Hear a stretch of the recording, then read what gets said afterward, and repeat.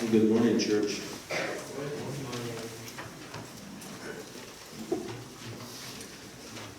For those of you who are very observant, you'll notice that I might check that sound a little bit. It's a little bit echoey.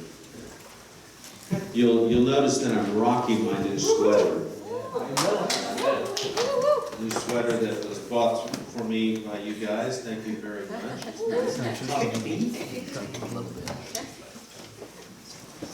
Before we get started, though, let's have a word of prayer.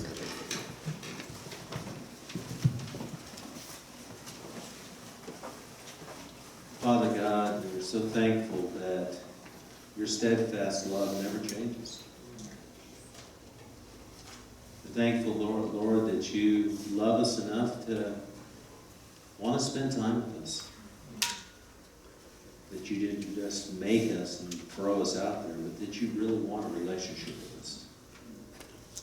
So, Lord, as we talk about that very special relationship we can have with you, Lord, I ask that you would open our minds and our hearts to your wisdom. That your Spirit will speak to us, God. That we'll grow in you. In Christ's name. Amen. How many of you have ever watched some of those old martial arts movies? Yeah, the old karate movies on there, you know. Yeah. Oh, no, before Karate Kid. And Karate Kid was actually fairly well done. I'm talking about the ones that, you know, they got, and then you hear the words coming after that, right? The lips are moving and then the words come, you know, that kind of thing. Really terrible ones with names like, you know, Way of the Warrior. That always has that kind of idea, you know, Way of the Warrior, you know. And that way there is from the Chinese Dao, but it's also in Cantonese and in Korean it's Do. And so, for instance, Bruce Lee, everybody know who Bruce Lee is? Greatest martial artist supposedly, he had his own style called Jeet Kune Do, which basically meant the way of the intercepting fist. The Do, the way of the intercepting fist. Taekwondo is, and this translates kind of strange to me, the way of the stomping fist, or the trampling fist. You know, trampling or stomping fist, but anyway, I don't speak Korean. But the way of the stomping fist. Even Jackie Chan had all this series of movies called the Drunken Master ones. And there are people out there who go, yeah, you know, the Tao of the Drunken Master, you know, how figuring out that combination, you know, that way. It's like we always want to follow a way or a path somehow. But what about the way of the servant? It's not as catchy, right? Not as catchy as the way of the warrior. You know? The way of the servant. It's not as catchy, but it's very, very significant. My memory verse is Psalms 116:16. And it says this: Truly I'm your servant, Lord. I served you just as my mother did. You have freed me from my chains. Yeah, it almost sounds a little bit like an oxymoron, doesn't it? Because when we think of servant, sometimes we think of slave. We have the idea of bondage somehow. You know, but it says here, you have freed me from my chains. How can we as servants of God, how are we somehow free? Does that make sense to you? I mean, an oxymoron, think about some of the ones out there. There's like alone together. Okay, that doesn't really, you know, it makes sense to us, but it's an oxymoron. It doesn't really make sense. Or deafening silence. Or how about this one? Clearly confused. You know, they're oxymorons. They make sense to us, but they're opposites, right? In Christianity, A servant is free. Servant of God is somehow free. It doesn't seem to make sense in a worldly sense, but it really is in a godly sense. Because God's ways are not like the world's. And his servants often resemble warriors more than they do slaves. Look at David. David was a servant of God, right? But he's a king. He's a warrior. He's doing great things. Or what about Moses? Moses, definitely a servant of God. Humble man. And yet, look at the things that God is doing through Moses. Or what about Joshua? Joshua is like, as for me and my house, we're going to serve God. And yet, as a servant, man, Jericho comes tumbling down. See, Christians, when we talk about a Christian being a servant, it is not quite in the same sense, really, of what sometimes the world says is servant. His servant strength can be seen as much on the battlefield as in the nursery. It's a quiet power. A person who is serving God may not be on the front lines out there in some big battle. They may be in a nursery. They may be taking care of kids. But there's a quiet dignity in that. There is a quiet strength of washing someone's feet or bathing someone's wounds. There is something in there that when a Christian serves God, there's this power. It's the power of somebody like Eric Lidell, a man who, if you've ever seen the movie Chariots of Fire, memorialized his life, or at least part of it, when he won the Olympic gold medals for running. But this was a guy who was so committed to God that even when people were saying, oh no, you need to make a career out of this, you're so fast, you can do this. Instead, he went back to China, where his parents had been missionaries, and he served there.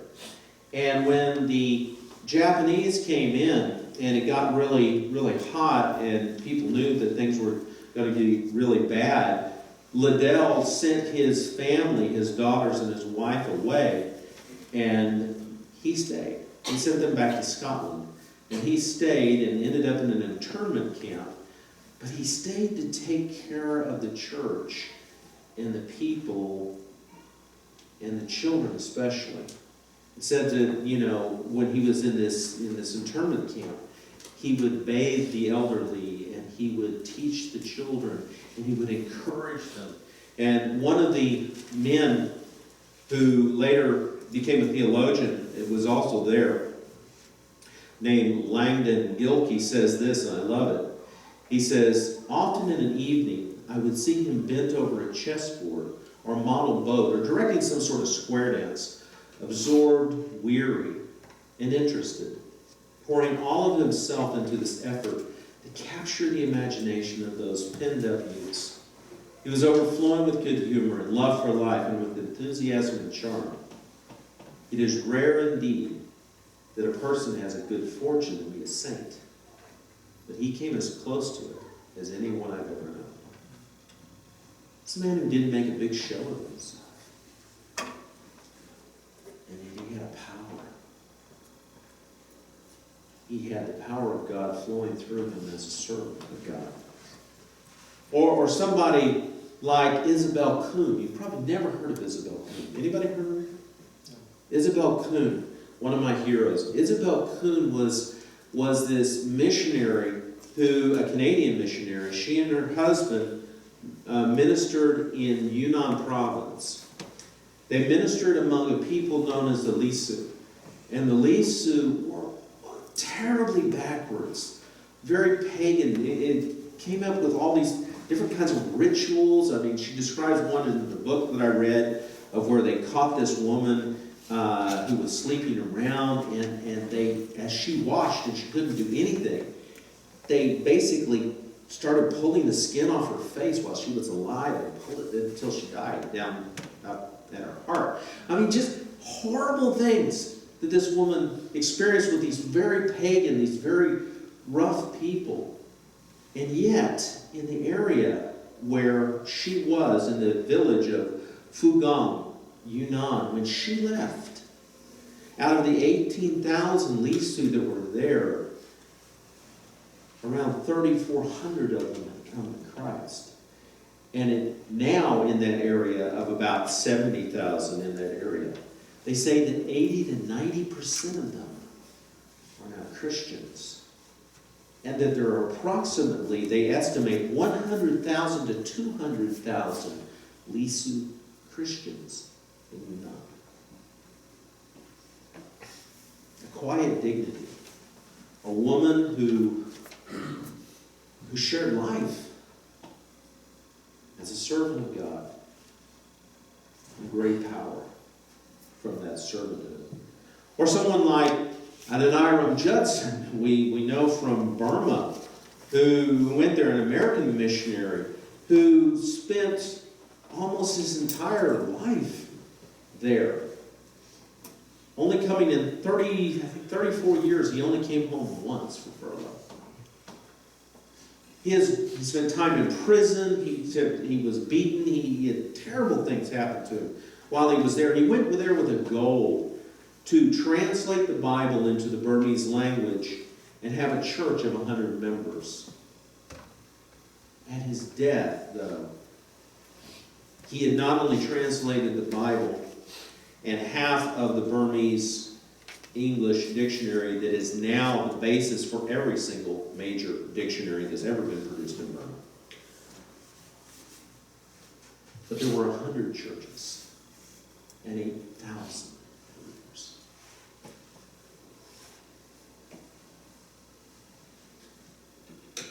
Men and women of God who exhibited the power of God quietly.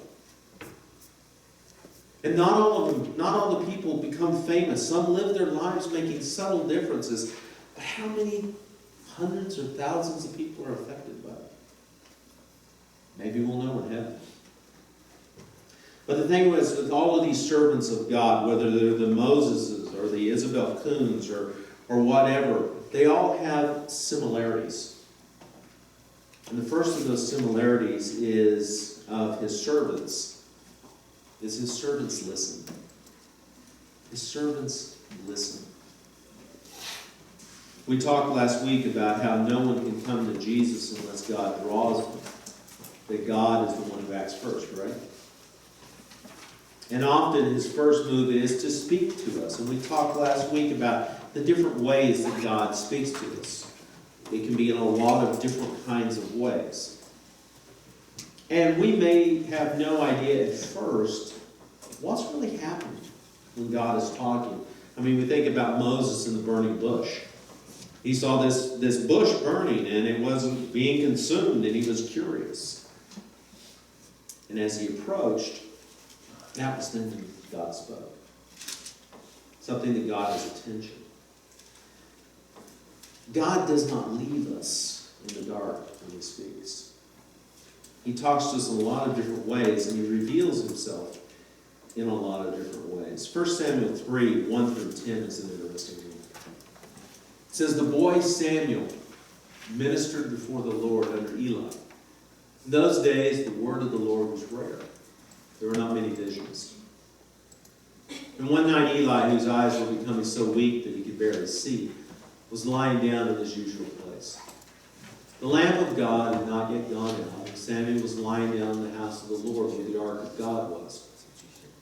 Then the Lord called Samuel. Samuel answered, here I am. And he ran to Eli, and he said, here I am, you called me. But Eli said, I did not call. Go back and lie down. So they went and lay down. Again the Lord called Samuel. Then Samuel got up and went to Eli and said, here I am, you called me. My son, Eli said, I did not call. Go back and lie down. Now Samuel did not yet know the Lord. The word of the Lord had not yet been revealed to him. Third time the Lord called Samuel. And Samuel got up and went to Eli and said, here I am, you called me. Then Eli realized that the Lord was calling the boy.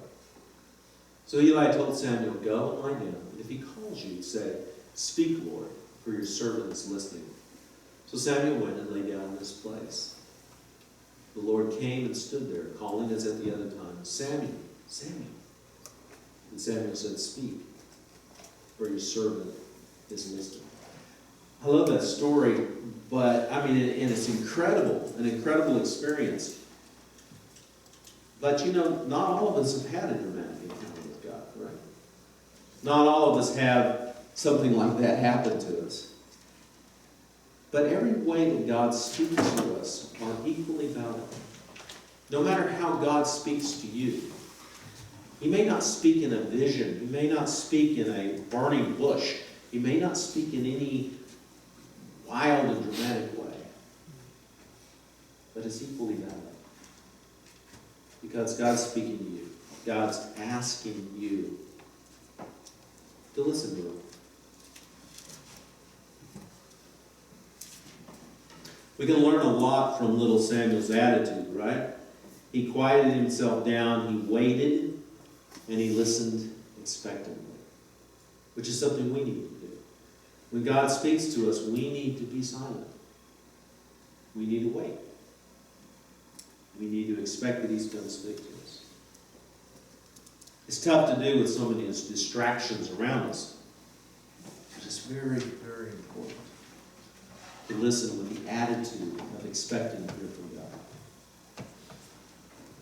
Second thing that you see with His servants listen, yes, but His servants obey. His servants obey. And obedience is at the heart of any definition of a servant. Because what? The servant must first listen, right? Must hear what his master's saying. But then he has to obey what his master says. I mean, what kind of servant would it be if you came to your servant and you said, I need you to go do this. And you heard it, you nodded, and then you decide not to do it.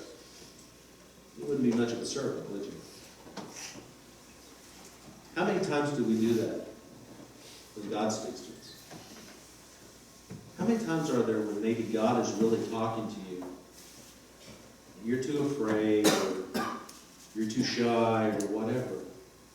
Or maybe you just don't want to be bothered to really follow God. The thing is that I think He talks to us a lot more than we want to recognize. A lot more than we really want to admit sometimes. And He's directing us to do things, but because of our attitudes oftentimes, we just don't listen. We just don't follow. The true servant of God not only listens, but he obeys. And a classic example of this is found in Genesis 12, 1 through 4. The Lord had said to Abram, go from your country, your people, and your father's household to the land I will show you. I will make you into a great nation, and I will bless you. I'll make your name great, and you'll be a blessing. I will bless those who bless you, and whoever curses you, I will curse. And all peoples on earth will be blessed through you. So Abram went as the Lord had told him, and Lot went with him. Abram was 75 years old when he set out from Haran. Now, what strikes me about this passage, one thing, is Abram's faith. I mean, come on. Come on. Yeah, I mean, I'm in my 50s. And quite frankly, it's not easy for me to contemplate getting out of my comfort zone and going someplace else. This is a man who, at 75, God is saying, hey, pack up everything and go. You know, people when at 75, you're pretty well, I'm going to stay right where I am, thank you very much. And Abram packs up everything and just leaves, and he goes to follow God. And I'm curious about the events, though, that took place before this happened. Look at Genesis 11:31. Terah took his son Abram, his grandson Lot, son of Haran, and his daughter-in-law Sarai, the wife of his son Abram, and together they set out from Ur of the Chaldeans to go to Canaan. But when they came to Haran, they settled there. we have no scripture backing. We have no real idea. But I wonder when I think about this, that here is this guy, he has his family, he's on his way to Canaan, and yet he stops in Haran, and he settles there. Is it possible that God had spoken to Terah first? Or was Terah just in a situation where then God could speak to Abram? I don't know. But it does give them an interesting point, I think, is that sometimes you and I will listen and only obey part way. We will listen and only obey part way. Or we just listen but we don't obey at all. Maybe we listen and we follow God for a while, but then, this looks a lot more comfortable. This looks a lot better for me. Someplace I'd rather be. I'd rather stop. And we don't continue to follow God all the way. Does that ring true? Do you ever see that in your life? Or maybe God may be calling you into greater service, but you get to a point where you're kind of comfortable. So you stop.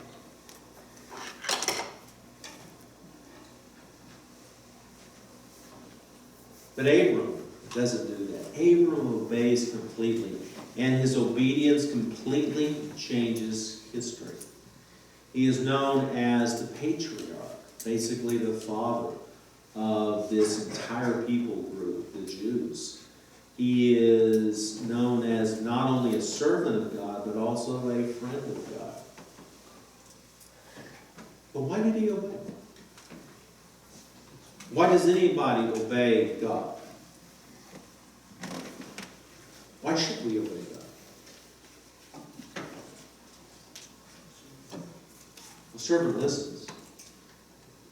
A servant obeys. But a servant obeys because he trusts. And that's something about God's servants. His servants trust. While the two terms can often be translated the same, what's the big difference between a slave and a servant? Any thoughts? Go ahead, shout it out. Difference between a slave and a servant. A slave doesn't get paid. A slave doesn't get paid. That's true. A slave doesn't get paid. What else?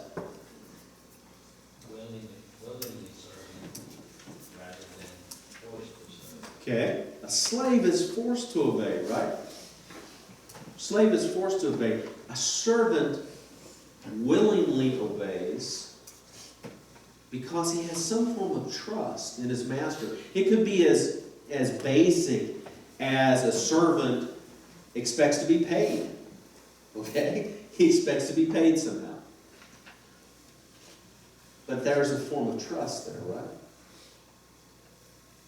When we serve God, we expect to be rewarded eventually. But we also trust God, and we serve God because we love Him. Because we know what He's done for us. But we trust that what He says is going to happen for us. That He's going to take care of us, that we're going to have eternal life, is true. So we serve God knowing that He's the kind of person who keeps His promises. God never says, just obey me or I'll crush you. He calls us into service with the promise of a terrific future, and He does the same thing with Abraham. Look at Hebrews 11, 8 through 9. It says, by faith, in other words, trusting. By faith, Abraham, when called to go to a place he would later receive as his inheritance, obeyed and went, even though he did not know where he was going, because he had faith. He had trust in God. Remember that promise that He gave earlier? God said, go to this land and I will do this. This is what I'm going to do. And because he believed God, because he had faith in God, because he trusted God, he obeys God. I mean, quite frankly, if I told you, I said, hey, Joel, I want you to jump off a bridge right now. Joel is not going to trust me. Hopefully, don't trust me, Joel. Joel is not going to trust me. He's going to say, what? That's just crazy. Right? Okay, thank you for jumping off a mini bridge. But no, because, you may like me, you may think, Pastor John, but Pastor John doesn't know what he's doing if he says for me to jump off a bridge. You don't trust me that much because you know that would be just crazy. But we can trust God that much. If God tells us to jump off a bridge, we can trust Him. Because God is much bigger than me. And God is always, always trustworthy. Abraham trusted God would keep His word. And he even trusted when it seemed that God wasn't making any sense. I mean, look at Genesis 22, 1 through 14. Sometime later, God tested Abraham. He said to him, Abraham, here am I, he replied. Then God said, take your son, your only son whom you love, Isaac, the son he had waited for years, right? To be his heir, the one that he was going to do all these blessings that God had said. Take your son whom you love, Isaac, and go to the region of Moriah. Sacrifice him there as a burnt offering on a mountain I will show you. Early the next morning, Abraham said no, right? No, whatever. Abraham got up and loaded his donkey. He took with him 2 of his servants and his son Isaac. And when he cut enough wood for the burnt offering, he set out for the place God had told him about. On the 3rd day, Abraham looked up and saw the place in the distance. He said to his servants, stay here with the donkey while I and the boy go over there. We will worship and then we'll come back to you. Abraham took the wood for the burnt offering, placed it on his son Isaac. Isaac had to carry his own wood. And he himself carried the fire and the knife, and as the 2 of them went on together, Isaac spoke up and said to his father, Abraham, Father? Yes, my son, Abraham replied. The fire and the wood are here, Isaac said, but where is the lamb for the burnt offering? Abraham answered, God himself will provide the lamb for the burnt offering, my son. And the 2 of them went on together. And when they reached the place God had told him about, Abraham built an altar there and arranged the wood on it. He bound his son Isaac and laid him on the altar on top of the wood. Then he reached out his hand and took the knife to slay his son. But the angel of the Lord called out to him from heaven, Abraham, Abraham, here I am. He replied, don't you know he's relieved by now? Do not lay a hand on the boy, he said. Do not do anything to him. Now I know that you fear God because you've not withheld from me your son, your only son. Abraham looked up, and there in a thicket he saw a ram caught by its horns. He went over and took the ram and sacrificed it as a burnt offering instead of his son. So Abraham called that place, the Lord will provide. And to this day it is said, on the mountain of the Lord it will be provided. Now we know this story. I wanted to read it in its entirety because the words themselves are powerful about what's going on here. But you see here that Abraham absolutely trusted God. Absolutely, even when God didn't seem to make sense. Do we? Do you trust God when it seems He's absolutely not making any sense? When God may be telling you to do something that you're going, that doesn't make sense to me. Why would you want me to go up and speak to this person who might hit me because I'm talking to them about Jesus? Or why, Lord, do you want me to quit this job? I have a perfectly good job. And instead, you want me to trust you that you're going to provide me a better one. Or why do you want me to, I have a much better future that I can see right here, and you're asking me to go to another place and maybe go to school or do something that I really don't see the point of. Do we trust Him in all those instances? Or maybe maybe you see a career path or a school path that you think is perfect, and then God says, I don't want that for you. Are you willing to stop? Are you willing to go a different direction that He provides, even when all of your logic says, this is the way I should go? God may never ask you to sacrifice your child, but He may ask you to give up the things you love to follow Him. God kept His promise to Abraham. He keeps His promises to us. But we have to trust Him. And that's the thing. His servants listen, His servants obey, and His servants trust. And finally, His servants persevere. His servants persevere. After the Lord brought His people out of Egypt, He gave them the law which began to transform their culture. And one interesting law is found in Deuteronomy 15:12 through 17.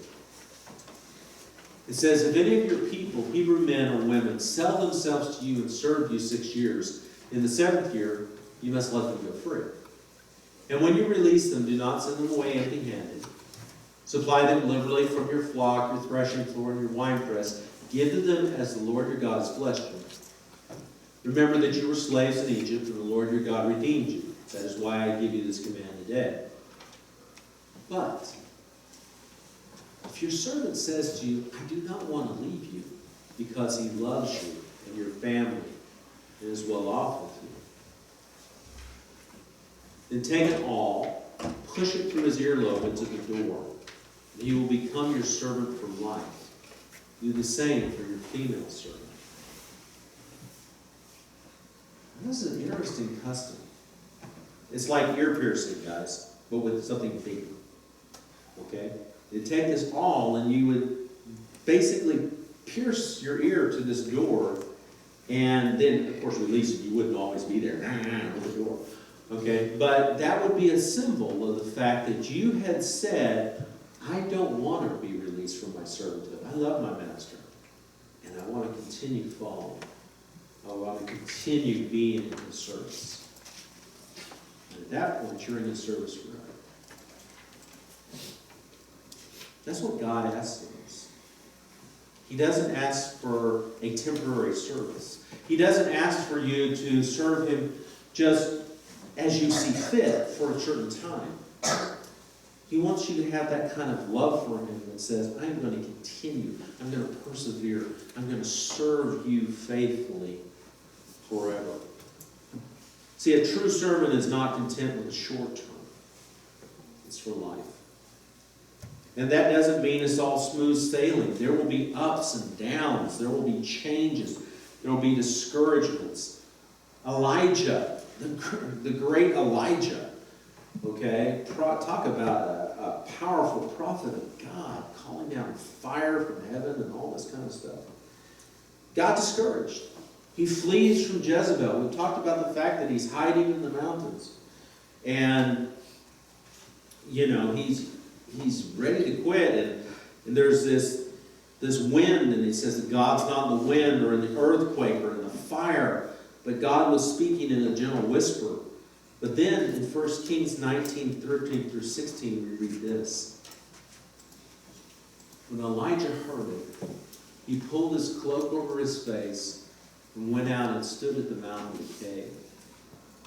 Then a voice said to him, what are you doing here, Elijah? He replied, I've been very zealous for the Lord God Almighty. The Israelites have rejected your covenant, torn down your altars, put your prophets to death with the sword. I am the only one left. Now they're trying to kill me too. The Lord said to him, go back the way you came. Go to the desert of Damascus. When you get there, anoint Hazael king over Aram. Also anoint Jehu, son of Nimshi, king over Israel.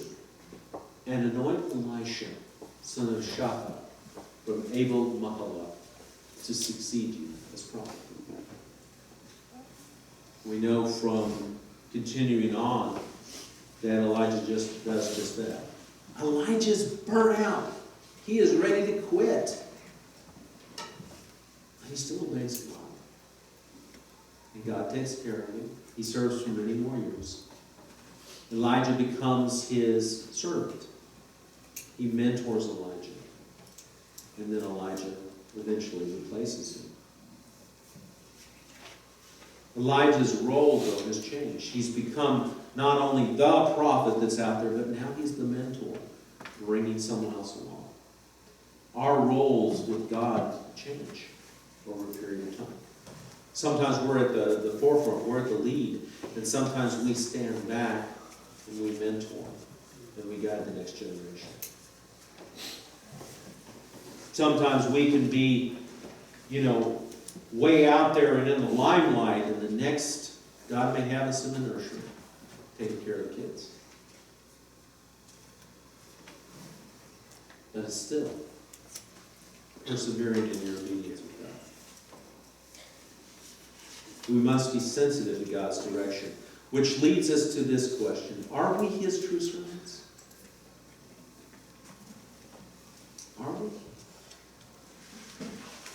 We say we love God. We say that we put our trust in Him. But do our lives reflect this servanthood? A servant who listens, a servant who obeys, a servant who trusts, and a servant who perseveres. Is that what your life looks like? Is that what my life looks like? We must learn to listen, obey, trust, and persevere. And as we continue to serve Christ, one of the great things we see in John 15:15, it says to His disciples, now that they have heard everything that He's come to share with them, He says, I no longer call you servants. I call you friends. And that's a progression. I think we'll be serving God always, but we do progress to the point like Abraham where we can be friends with God. We must listen, we must obey, we must trust, we must persevere, even when things may change. We're going to end it a little bit early because we're going to talk about the possibility of change. You've obviously heard, many of you, the fact that we as a leadership team have been discussing the fact of possibly changing this service from meeting at 9 o'clock to meeting at 10:45. We wouldn't be meeting here, we'd be meeting over in the AFC in the other room, that large room.